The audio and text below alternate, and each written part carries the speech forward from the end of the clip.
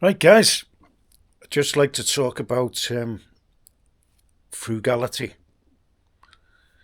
not to be mistaken for cheap or cheapskate, which is different.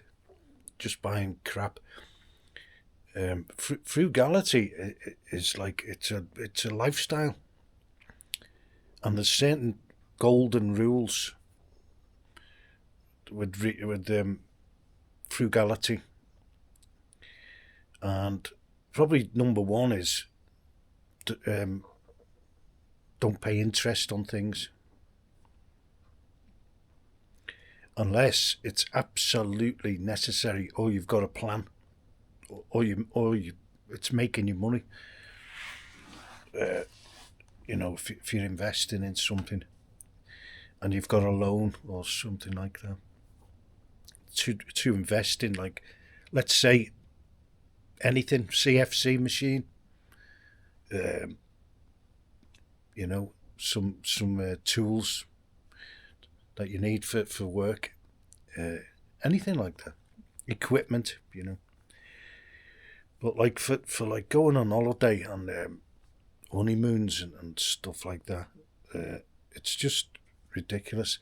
And I even wouldn't go for the route anymore of going away to university. There's other ways to get qualifications that don't involve student loan. The student loan route now just doesn't pass the test of frugality. For me, anyway. There's lots of ways to get. I don't know whether they do the Open University anymore, but like, there's other things anyway that you can get, and a lot of the qualifications that you get or people go for are useless. Now, if you're going, if you absolutely had to go for it, then you'd want to get one with that almost guarantees a good job, a high-paying job at the end straight away. Really, my qualification guaranteed me, almost guaranteed a job, even in the olden days. Uh, so that was worth it then as well. And we got grants and stuff like that. I got a grant from the local education authority in Merseyside to go to college. I don't know whether they do them anymore. So anyway, so there's it's kind of just avoid it at all costs. Interest um, and loans and things like that, especially for vehicles and stuff like that. And if you really must, and if you need a car to go to work, and you've got a good job, it could be worth getting a loan, but not an expensive car. I mean, I did a video yesterday on my car, and it's 21 years old. And you wouldn't guess that, if you took all the stickers off and you didn't know what car it was or anything like that, and you got into it, you wouldn't guess the year. Even I thought it wasn't that old, but it is, and it's as good as new. You just don't have to have new cars or anything near to new cars. Anyway, and I would go for as well cars. Go for a car that was in its day was expensive and top quality. And there are cars, and there's lots of information and research on. Just look up top 10 most reliable cars. That's a good start. Or top 10 bulletproof engines, because sometimes the cars change the engines with each model and year, and they update them, and they can be worse than the previous engines quite often. So you got to get the bulletproof engines as well, and reliable cars. And if the car appears in those two types of videos, there's loads of them, and it's probably stick to the European ones. If you're in Europe, I mean, some of them include a lot of American cars on the American channels, and they're worth watching just to see. But like, you probably can't get half of the cars anyway. So this is frugality as a mentality. That's a good saying. Frugality as a mentality. And the next thing after the, don't get into debt. And the other thing with interest as well, credit cards, absolute death trap. I haven't had one since I was 19. I got the scissors out and I chopped mine in half. And I've never had one since. And the banks used to send you 2 cards. I don't know whether I don't think they do now. They used to send you a debit card and a what's his name. And when I was that age, it used to be a checkbook on a card. That's what the kind of debit card was. It was like anyway, or just for an ATM. But and they used to send you a credit card, and I used to just chop them in half straight away, as soon as I got it out the envelope. Anyway, so that's another good thing to do, is don't have him. And people say, well, I couldn't survive without it. Well, you can. You probably can't survive without one because you're paying that much interest on them, and that's where your money's going, on interest on everything. And you can do that. You can do an exercise and work out how much interest you pay on everything throughout your monthly or yearly expenses. And I'll tell you what mine is. Nothing. Zero interest. And you don't pay interest on, and another way of paying interest is paying things by instalments. And quite often, like direct debits, you pay more. But people are saying now it's expensive to be poor. And it is, if you do all the things that poor people do. And that's why they're poor. And it becomes a cycle of financial ruin, and they wonder where all the money's gone. And some of them earn decent money, like a lot of the people in America.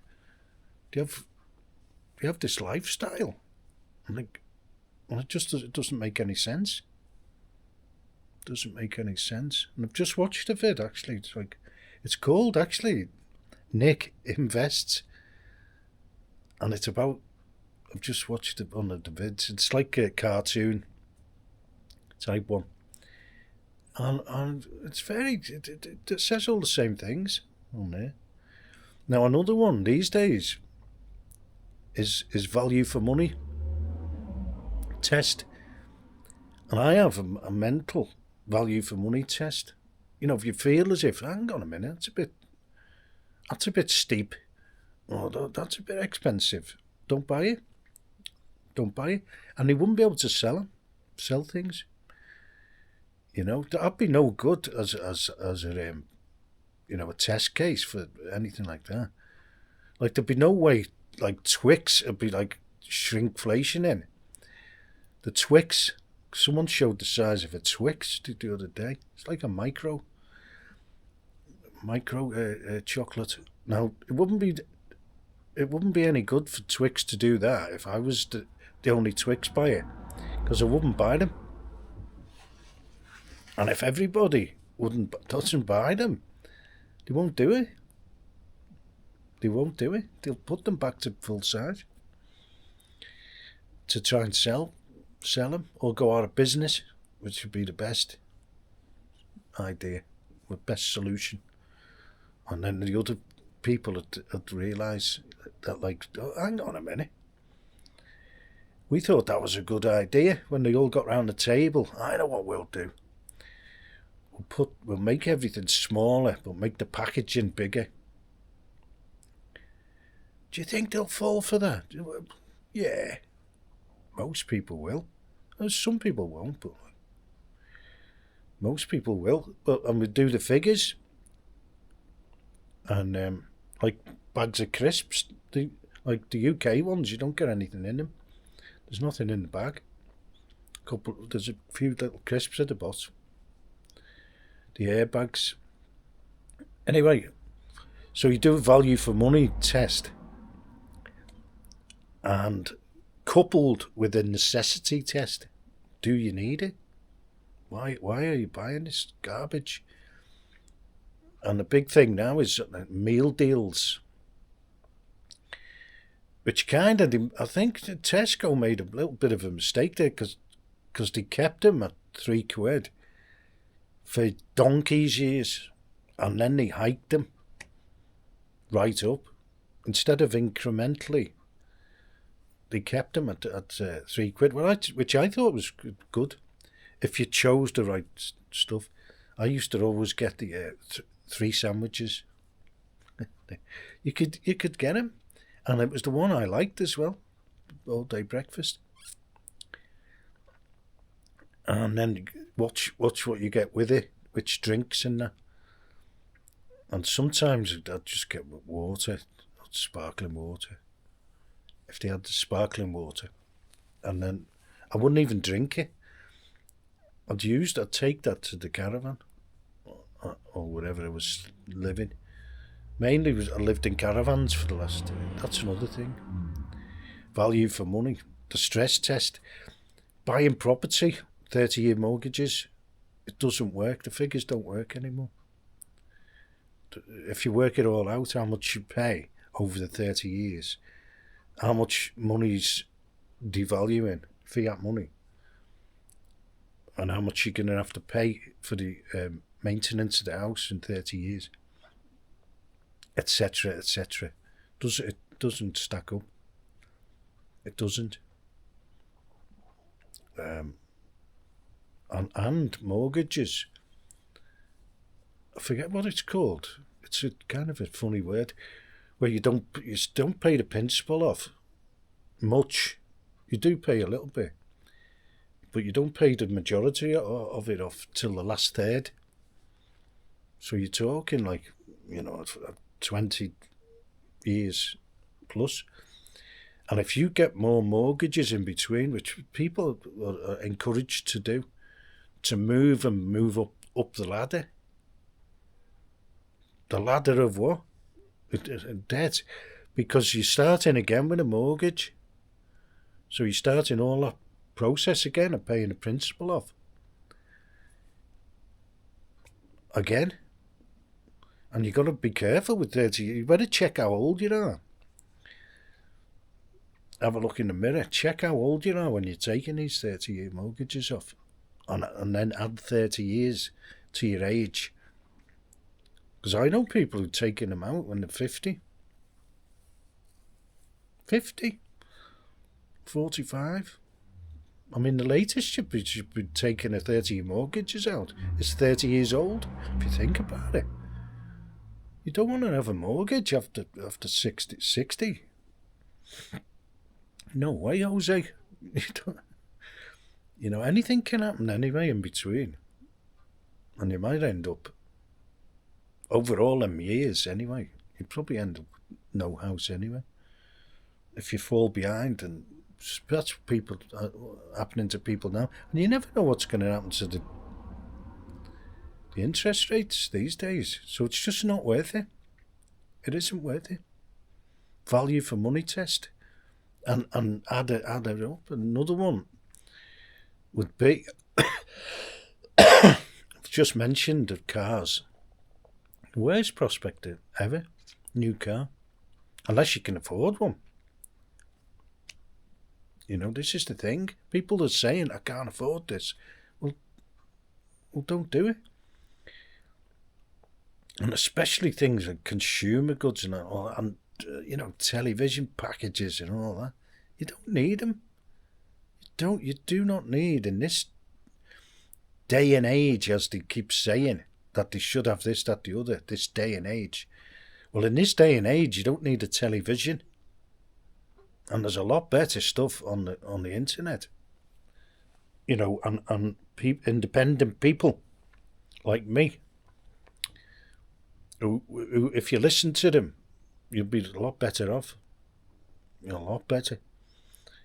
Instead of watching Good Morning Britain, these two gonzos on there, like, chatting rubbish, telling you the narrative. That's another thing. You get a lot more better information.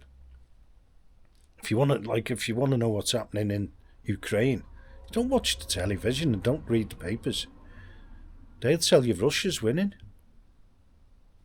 every time, and the population's getting wiped out. That many people, that many Russians getting killed. It's not the case at all. They stay out of range mostly, and outgun the rest of Europe and the United States. That's who they're fighting. Everyone. Anyway, that's if you know that. And if you want to know what's happening, watch the Duran. Or one of the two, Alex Christoforou or Alex Mercouris. Back to the Frugality. That's one of them. I actually just watch stuff on the computer, and you can get films, you can get everything. You can get full movies on what's his name, and series, and all sorts of stuff. Especially in like Eastern Europe, you can get all the football. You get more football than's actually on the television. In like each package, and you get the lot. Like, there's all these Romanian sites and that, they're experts. No one pays for anything. And software, nothing. Nothing. No one pays for anything. I know people who do, who make, films for a living and all that. And they have all this, all the stock stuff, stock footage on AI, whatever. They don't pay for anything. Nothing. Editing suites, nothing. Zilch. They don't pay for anything. And you can do it. And I did it with this computer, actually. Even in the UK, I got like AutoCAD. I needed it for my job, but I never paid for it. I'd always buy a computer when it was already on. Or I used to buy this. Well, I did buy it, but I didn't pay what it was going for. I used to buy it off students, and they could put it onto three. I think it was three devices. So they used to sell two of them, and you get the key, and then you've got it. Then I think it only lasted 3 years, and then I'd buy another one. But like, in the end, I used to buy the computers with AutoCAD on them, and you can get them, and that was a good thing. And this one, that's what I did. I got it installed actually by a Romanian. I said I need a computer, a laptop with AutoCAD on it, and he did it. Romanian. And I had a guy who used to fix my computers as well. He was Romanian as well. And he was pretty good. Anyway. So that's another thing, value for money test. Right. Eating out. It's not value for money anymore for me. So I don't eat out. And I stopped going to the pub years ago. because the prices of the drinks, it just didn't stack up, so it didn't go. That's it. Don't go. And I think a lot of people are not going because all the pubs are closing because it's just too expensive. It really is. You know, I remember got a round of drinks, one of the last rounds I ever got, and it put me off for good. That was it. And I don't buy coffee from Starbucks or anything like that. Why would you do that? And these are just a long list straight away. And if you did all what I've just said, right, you'd be debt free in no time. If you had a decent job, I'd say you could live debt free if you did certain things. You might have to be a bit more creative in the UK now with housing and where you live, things like that. I'd live in a static caravan. That's exactly where I'd live. If it was, or in a what's your name? Well, I lived in caravans or touring caravan. You can live in if you get a big enough one. I only needed a small one because I was just working. You know, I tried to get 7 days jobs and only stay in the UK for 6 months, and that's a good way to do it actually. If you can get like 7 day jobs or 6, minimum 6. 5 days was no good because you're just hanging about at the weekends and spending money. And then I used to cut down the commuting as well by living in caravans because I'd get close. I was in the construction industry and I'd get as close as I could to the contract, and I'd cut down all the fees. But I was a limited company, so I would actually claim accommodation and things like that if you got far enough away from your home address, which you just had.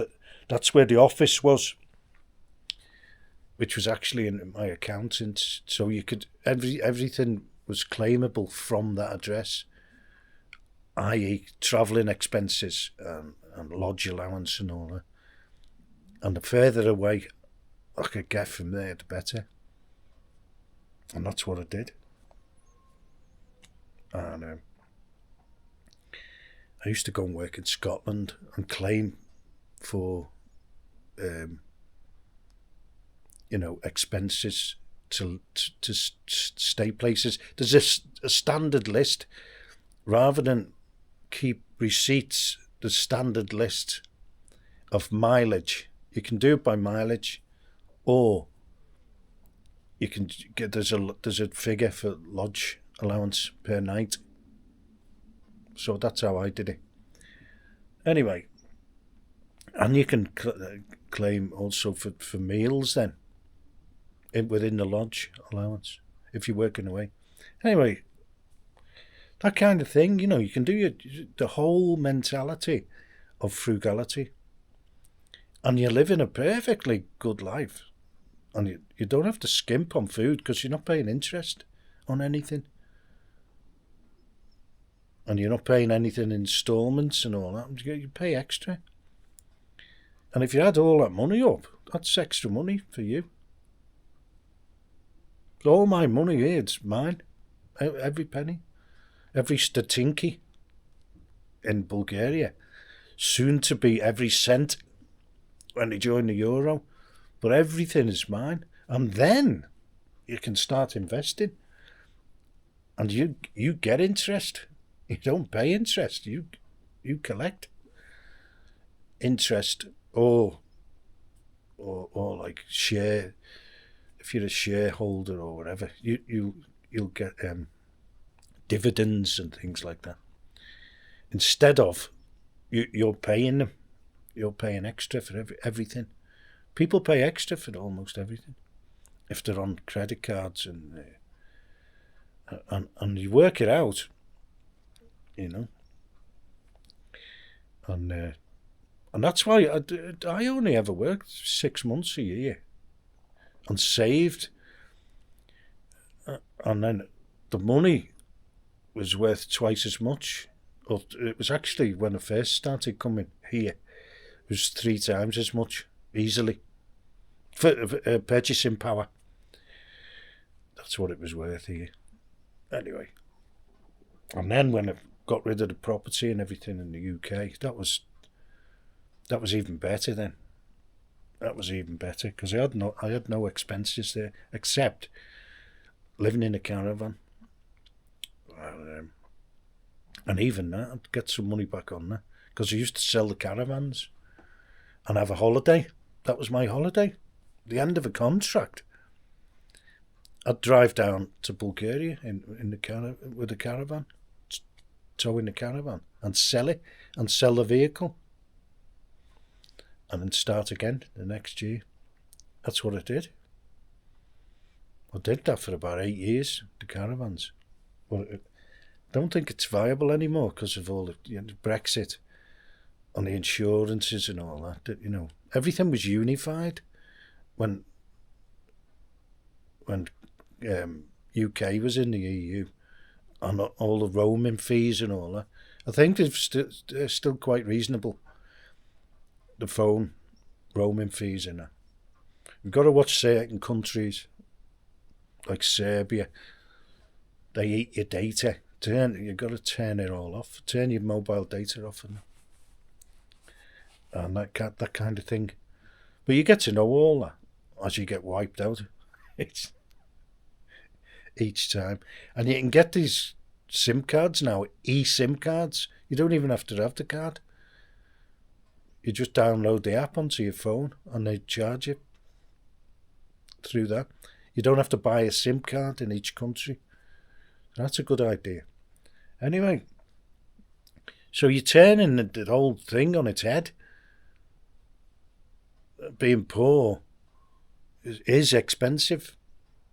And buying things, especially in shops and supermarkets now. If people are saying, look, I can't afford it, but don't buy it. You've only got to get necessities.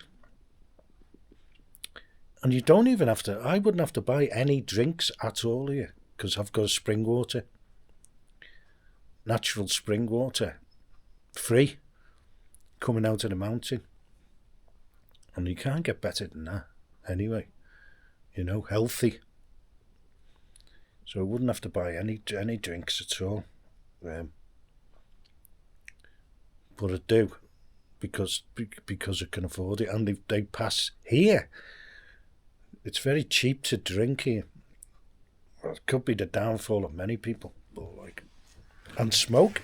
If you smoke, this is where you want to be heading for, Bulgaria. I don't smoke, but the cigarettes, £3, less than £3 a packet. Anyway, so there's all these things that everything adds up. And that's a frugal mindset. And it's not just one thing. It's not just not spending money. It's everything. Everything. It's mindful living. And it's a way of life. And it, you cut, I cut my trips into town down. I'm down to 1 a month now. Why? Because it's mindful. And I can't be arsed going every couple of days either. That's why. That's another reason why. Because I like it round here. I like being around here. That's another thing. Holidays. You don't really have to. I wouldn't really have to go anywhere. I'm already here. Anyway, if you live in this is like a tourist kind of destination. It is for Bulgarians anyway. It's like a spa resort just up the road, which you never go to any of the facilities there. And but I do go and enjoy the nature and all that. Free. It's free. That's another thing. If you want to keep fit, all you need to find is a hill. That's it. That's all. The only thing you need is a hill. However steep you want it, that's all you need. You don't have to go to the gym. Unless you want to build your muscles at weightlifting and all that. But you can do that with other things. Like you can make dumbbells. I could make some dumbbells out of logs and rocks, just to say do the same thing. Absolutely. Anyway, that's all you need, a hill. That's all. You either cycle up it, walk up it, run up it, do what you want. You don't need to go on a treadmill to walk. Just like pay in a gym. Just walk up a hill and down again. That's it. Okay. I hope that helps. Anyway, but this is reality, and it's like once you get into it, it's like a sport. It's like a pastime for me. Anyway, another thing is buying in bulk. Anyway, there's loads and loads, and if you follow every one, you're there. It'll just be automatic. Okay.